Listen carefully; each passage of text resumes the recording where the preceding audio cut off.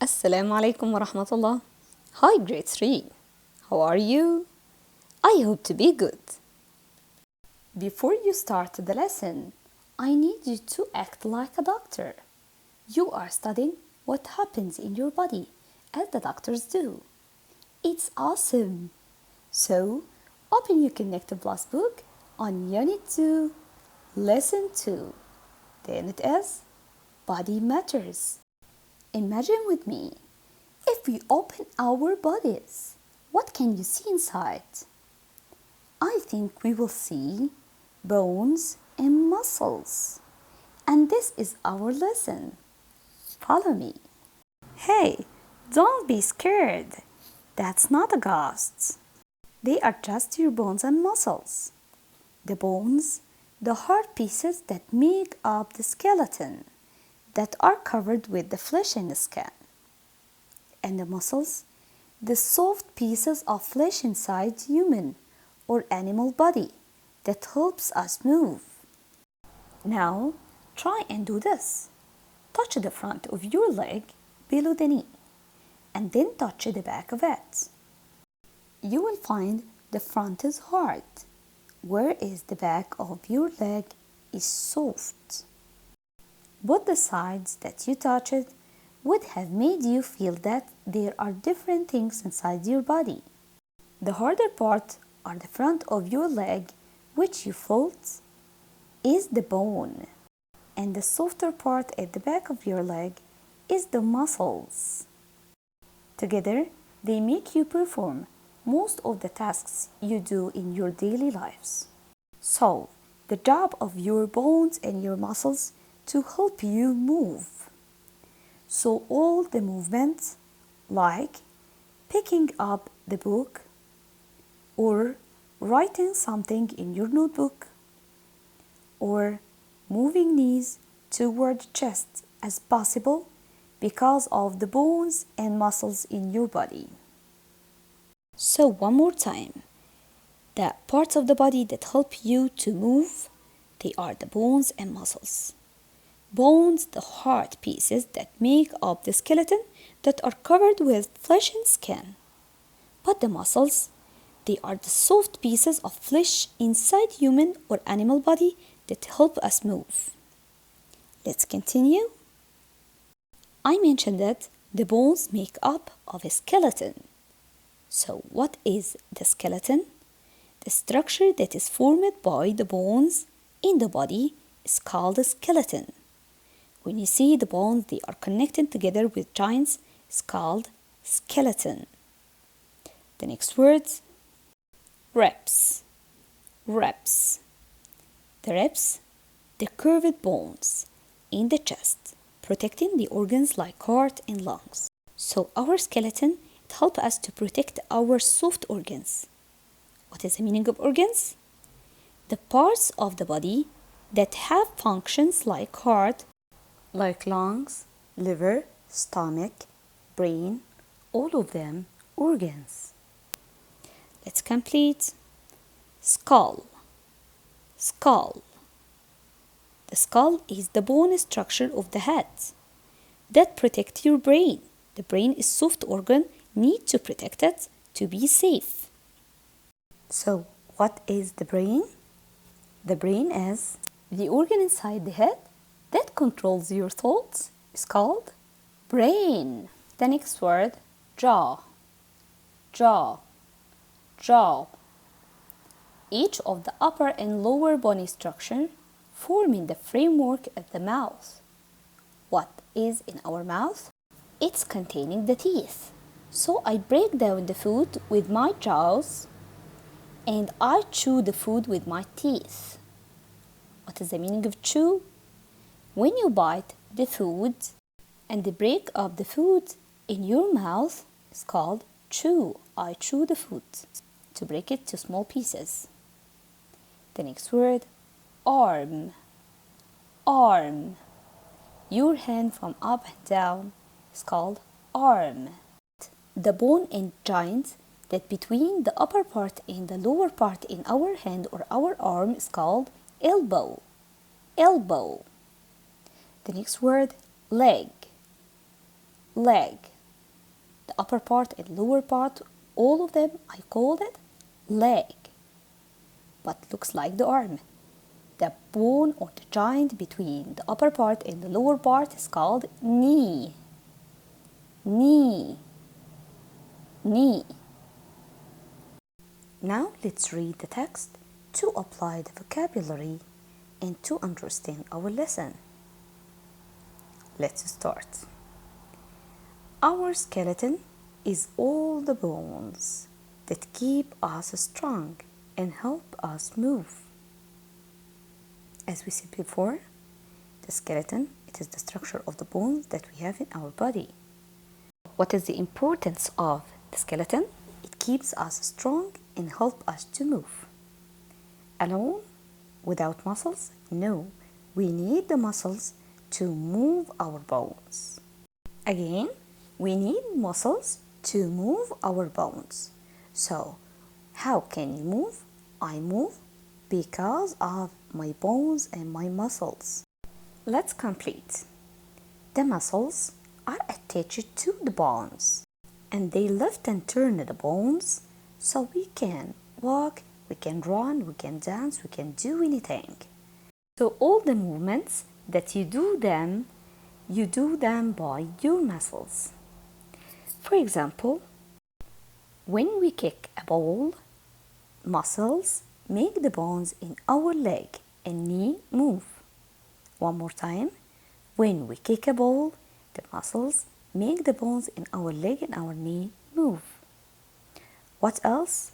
The muscles in our arms and elbows move when you play tennis.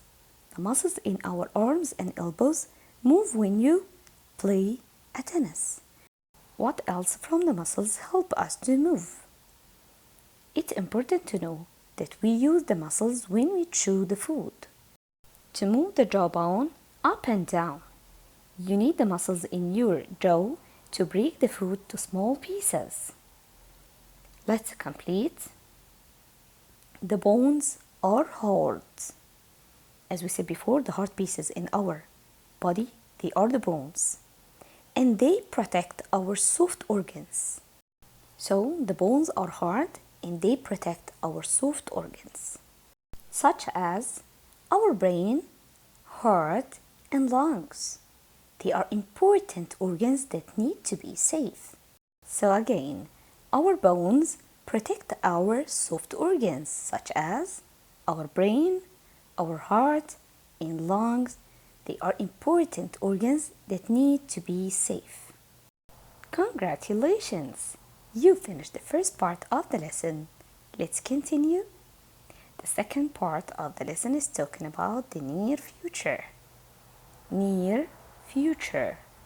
From the name of the lesson, you will know that the near future uses for the actions that happen in the future time.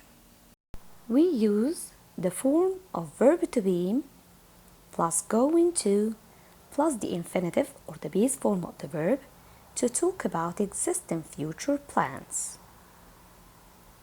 The near future with be going to is very common, especially in the spoken English, and is followed by the base form of the verb to express intentions and plans in the future.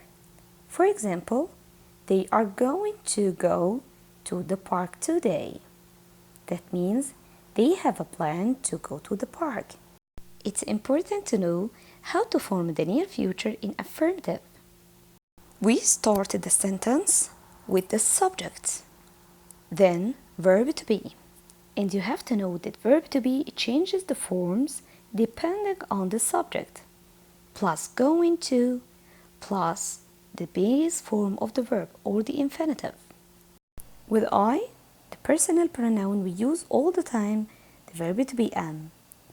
With the singular subjects or he and she and it, we use is. With the plural subject or the pronouns they or we or you use are. For example, I'm going to play tennis after school. With the pronoun I use verb to be am. The second example, he is going to travel the next week. With he, the singular subject, I use as. The third example, We are going to make a party next month. With the plural subject we use verb to be are. Let's complete. The negative form. In the negative form, we add the word not after verb to be, am, and is, and are. For example, they are not going to go to the park today. So I have a plan in the future that I will not go. From the example, how to say a sentence in the negative form, I will use the subject plus verb to be plus the word not after verb to be, then going to, then the infinitive or the base form of the verb. For example, I'm not going to play tennis after school. I have a plan not to go. He is not going to travel the next week. We are not going to make a party next month. All of them plans in the future, but in the negative, I will not do them. The third form in the near future, the interrogative form. In the interrogative form, we use am and is and are at the beginning of the question or after the question words. So, the interrogative form means a question. How to form a question? For example, are they going to go to the park today? What are you going to do? In the first question, I used are, verb to be, at the beginning of the question. But in the second question, I use verb to be are after the question word. Now the interrogative form. I start the question by verb to be, am or is or are, plus the subject, plus going to, plus the infinitive or the base form of the verb. For example, am I going to play tennis after school? Is he going to travel the next week? Are you going to make a party next month? All of them questions ask about what are your plans in the future. It's time to practice. Choose the correct word. The first example, he, am or is or are going to watch the match. Yes, very good. I will choose is because I have the singular subject he. The next one, they, am or is or are going to help us. Very good. Are because I have plural subject. I am or is or are going to have a fish for lunch. You are excellent. I am because I have the personal subject I will use am. You, am, is, are going to drop the glass. You are. The next one, she, am or is or are going to come with us. I listen to you. Is. She is. We, am, is, are going to visit our grandparents. We are. Very good. I am, go, goes, going to wear a helmet.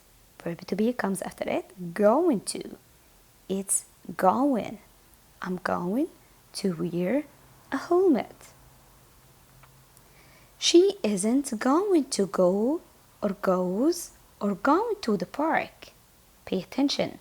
I have going to. So what will come after going to? The infinitive or the base form of the verb. The next one, Manar wears, wore, is going to wear her blue dress for tomorrow's party. It is a plan in the future. So I will use is going to wear in the future. We have many questions asked to practice. He, boy, is going to buy the new bike next week. Yes, very good. It is a plan in the future. I'll use is going to buy. Are or have or do. You're going to wear your helmet. Going to, so I need verb to be. Are or is or am. So I choose are. Is he going to climb, climbs, climbing the mountain? After going to infinitive, so I choose the verb without any changing. Climb. Is she going to play video games? No, she doesn't. No, she is. No, she isn't. Absolutely yes. Isn't. Are they going to has or have or had chicken for dinner? Are you going to? Infinitive. Have. We are goes, going to go to the park after school. We are going to go. Very good. Is, has, does. He going to go to the bed early. Going to, I need verb to be in the question at the beginning, so I will use is. Very good. You are done all the questions well. I know that the lesson is long, but it's so important. Thank you for watching. For more videos, follow our Facebook page and subscribe our YouTube channel.